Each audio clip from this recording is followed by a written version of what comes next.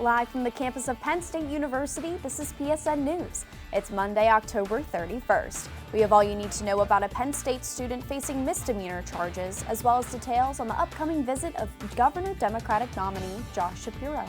We also have more on the rising flu hospitalizations across the nation, along with entertainment, sports, and weather. Stay tuned.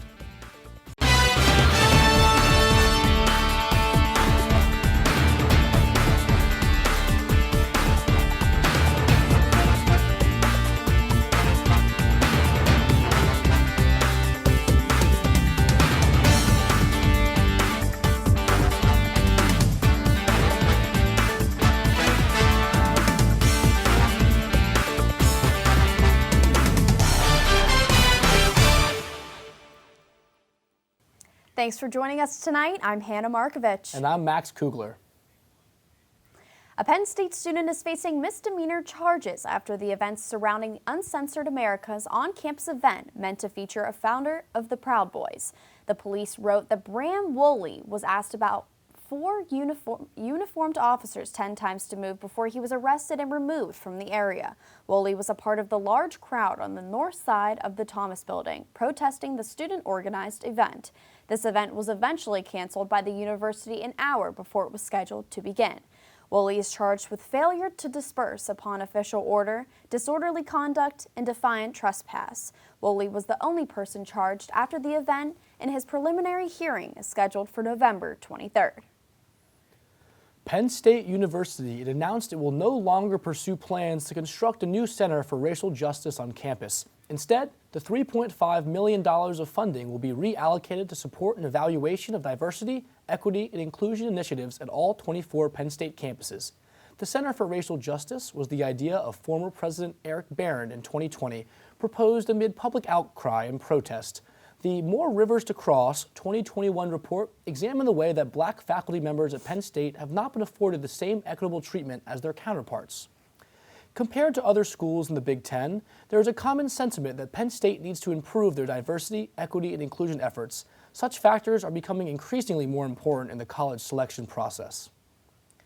As the midterm election day approaches, Centre County has been preparing to set up polling locations throughout the area.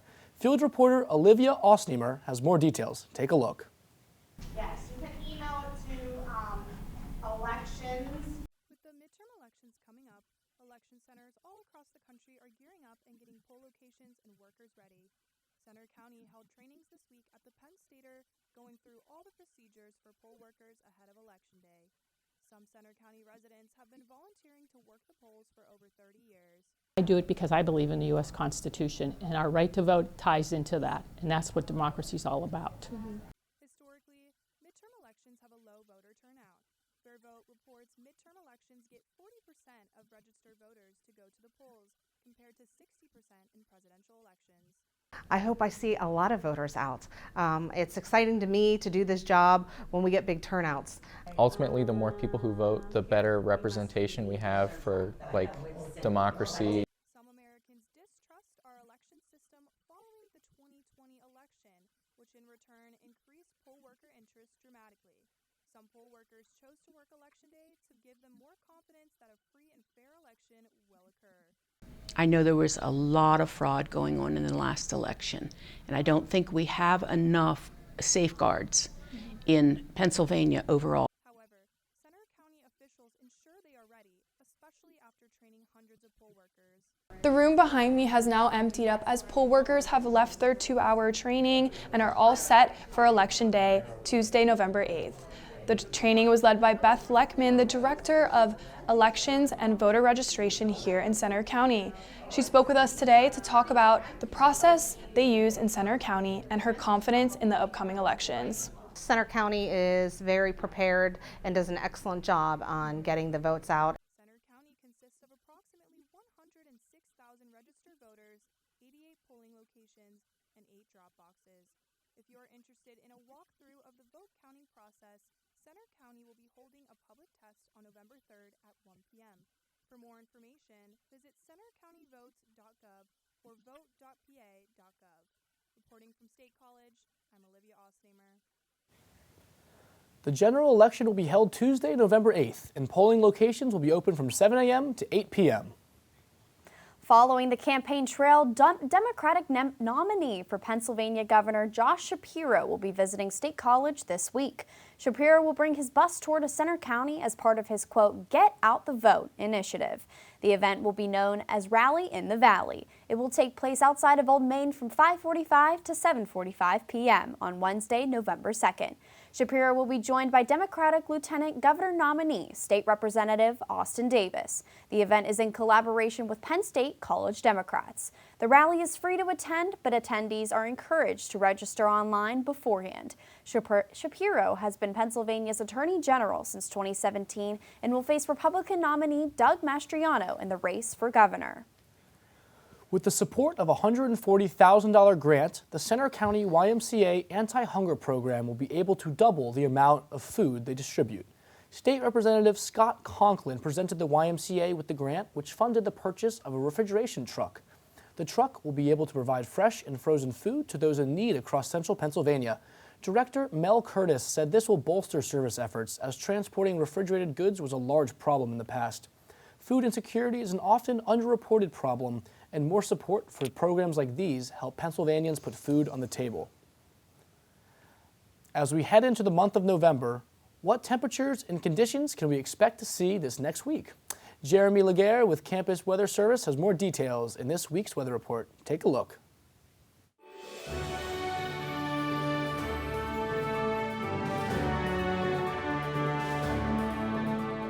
From the students of Penn State Meteorology, here is your Penn State Campus Weather Service forecast.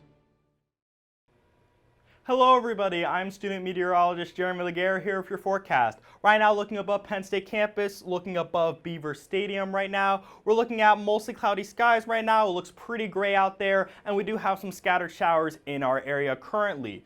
Right now here in State College, mostly cloudy skies, 57 degrees with calm winds. Taking a look at our weather headlines right now, rainy start to the week. We are expecting scattered showers to persist tonight into tomorrow. We dry up after Tuesday, and going into the midweek into next week, we are going to be seeing above average temperatures. Temperatures will run 10 to 15 degrees above average going into the middle of this week into next week. Now let's take a look at our temperatures currently. Currently in the State College area, we're looking at temperatures mainly in the 50s here in the State College area. And as we zoom out across the state of Pennsylvania, we're generally seeing a similar story with temperatures in the 50s, mainly across the central portions of the state, with a few 60s on the outskirts of the state of Pennsylvania. Now taking a look at our local radar right now, we do have some scattered showers around here in our area, and we have clouds all across the state of Pennsylvania right now.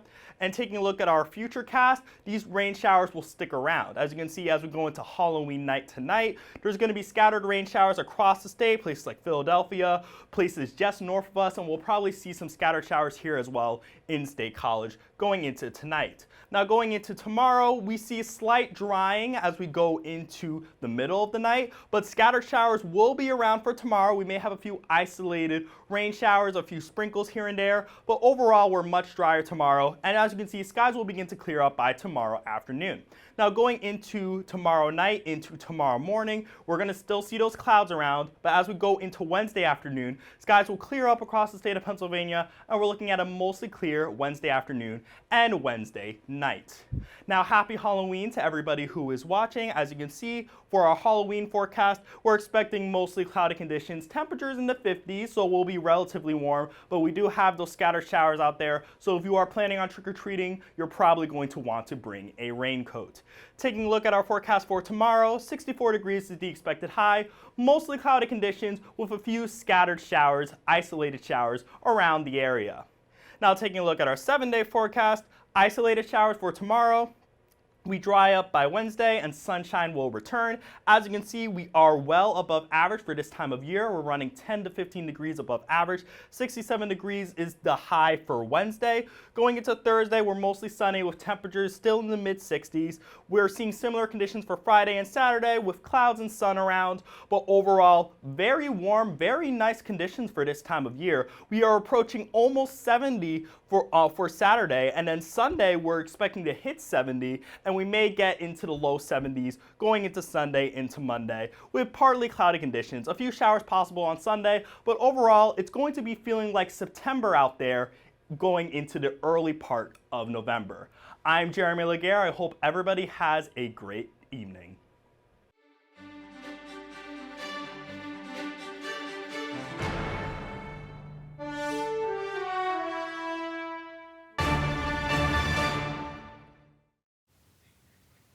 Welcome back to PSN News. I'm Morgan Bull with your sports update. Penn State football put up a fight against number 2 Ohio State Saturday, despite losing. The Buckeyes defeated Penn State 44-31 in Beaver Stadium. Although the Nittany Lions were not victorious, the game kept fans on their toes as it was a close match. Penn State had the lead for the majority of the game. However, a momentum shift in the fourth quarter led to the Buckeyes intercepting the ball and scoring a touchdown. Sean Clifford threw 3 interceptions throughout the game.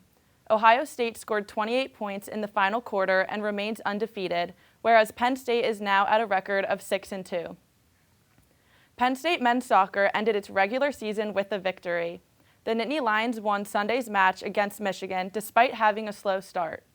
Michigan scored within the first 4 minutes of the match and kept the 1-0 lead going into halftime. However, Penn State bounced back and dominated the second half. The Nittany Lions won 3-2 with Van Danielson scoring the first 2 goals for the blue and white. With 15 minutes remaining in the match, Andrew Pivett scored the game-winning goal. The team is now getting ready for the Big Ten tournament. Moving on to the NFL, the Seattle Seahawks defeated the Giants on Sunday 23-13 in the fourth quarter. The Seahawks took the lead towards the end of the first quarter and kept the score 10-7 going into halftime. However, the Giants were able to tie up the match 13-13 heading into the final quarter after scoring a field goal. Saquon Barkley scored the Giants' sole touchdown for the game.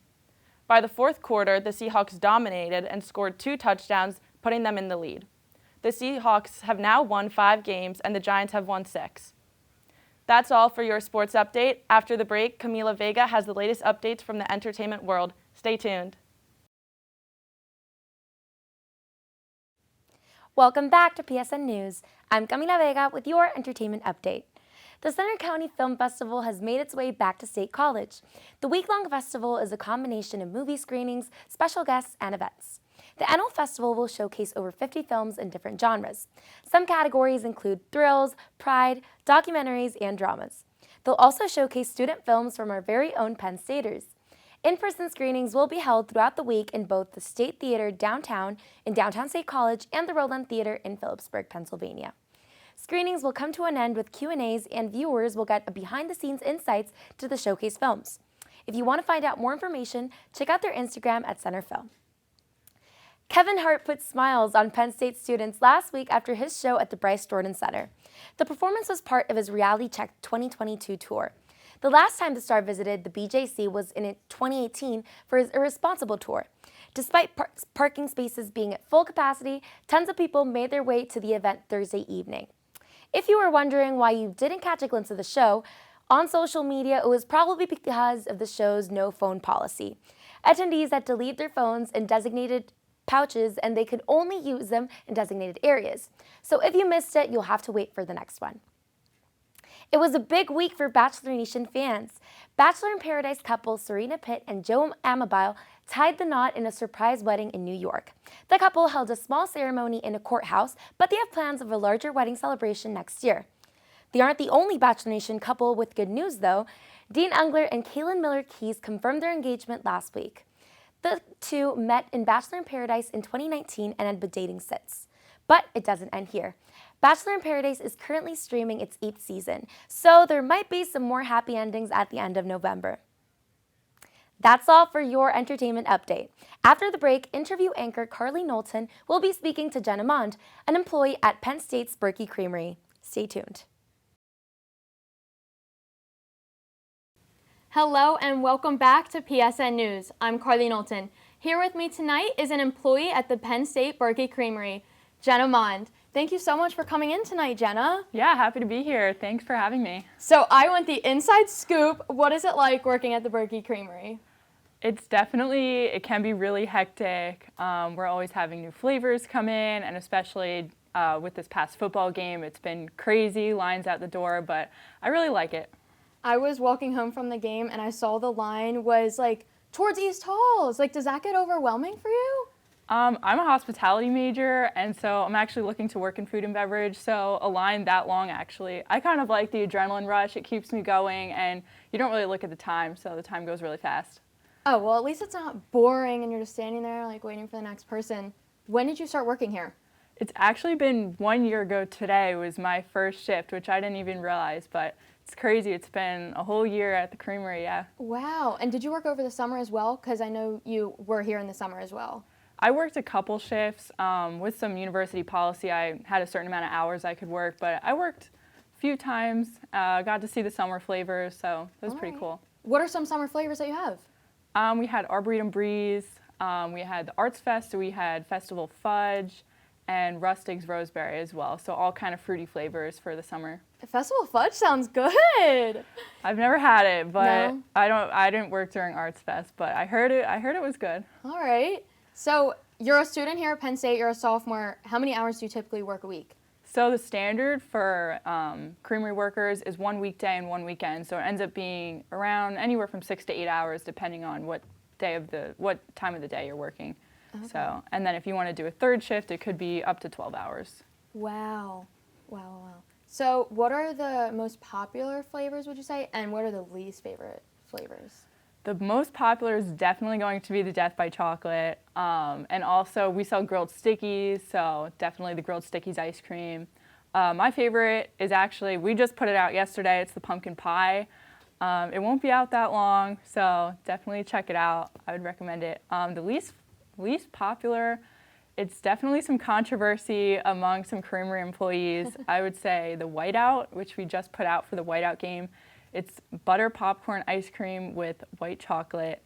Some people think it tastes like you're eating a spoonful of butter. I personally like it this year. I think they updated the recipe. I think it's pretty good. And the other would be tea berry, which I believe is some kind of plant. It tastes like a mix of bubblegum and mint, but I personally think it tastes like Pepto-Bismol. So definitely controversy among some employees that work there. Interesting. Okay. I suspect that Death by Chocolate will be the most popular. That was my first flavor I think I got when I was a freshman here. Yeah, you kind of have to get it. So I'm a tour guide at Penn State, and we always say there's 2 rules at the creamery. One is that you can't mix flavors. Do you know the reason behind that?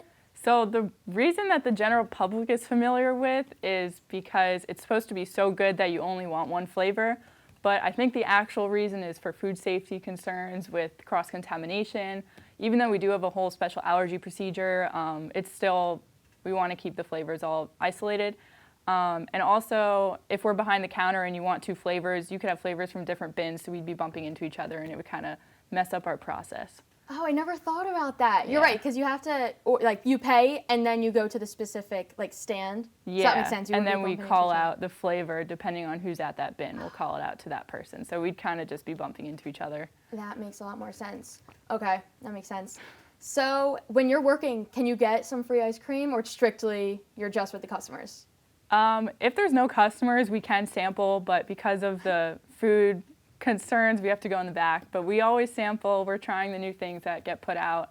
And then we do get free ice cream as employees, which is a nice perk. That is so nice. So do you think you'll keep working here in the future? I would like to. I think it's already been a year. I might as well see how long I can go. The people there are really nice, really like the environment, and yeah.